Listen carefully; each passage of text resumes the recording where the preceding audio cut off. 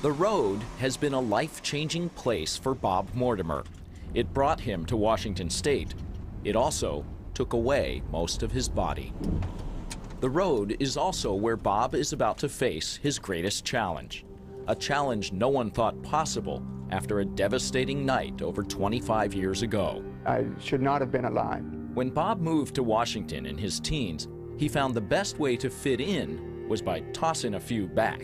Started going to parties. That distracted me from school. I actually dropped out of high school in Hoquiam. And then my life began to actually take a turn for the worse. The worst comes 3 years later, when Bob and his brother leave a party drunk to drive home. On the way, the two lose control of the car, hitting a power pole. When I walked out onto the highway, my left arm made contact with a downed power line. I fell on my knees. 12,500 volts of electricity came through my left arm, through my body, exited my body through my knees, exploding them into the ground. Bob is rushed to Harborview Hospital. The damage to his body is severe. Doctors amputate his left arm. Later, Bob loses the battle to save his legs. To help deal with his condition, Bob finds comfort from a familiar friend. And I went right back to drinking, right back to drugs, right back to the very things that brought me to those wires that night. But his downward spiral finally comes to an end when things start looking up, literally. Rolled up to the front door, rang the doorbell, and Darla opened the door. 5'11". I fell head over wheels in love the minute I saw her. Bob's sister had set him up.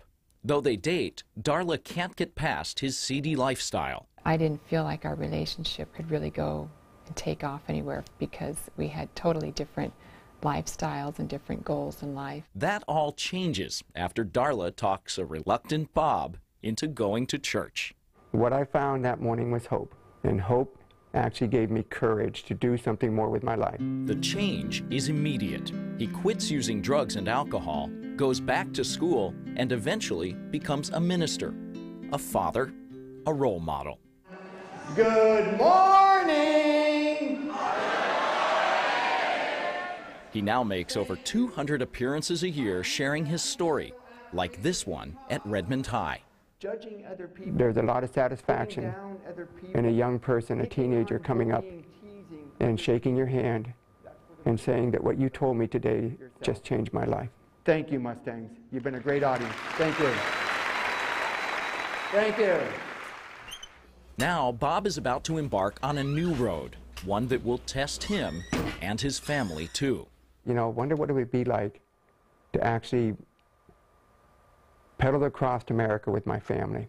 To help spread his message of hope and courage, Bob is taking his wife and 3 kids on a 3,900-mile bike ride from Gig Harbor to New York City. What did Bob's family think of his little plan? So I thought he was crazy at first. Honestly, I was expecting a midlife crisis. I was hoping for a sports car.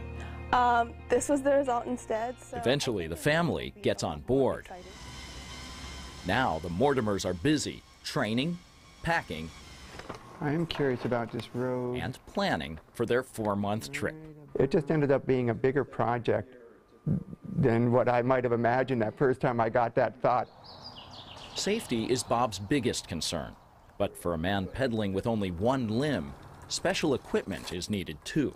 This is a hand cycle, not a tricycle. I know it has 3 wheels, but I'm a little sensitive about that.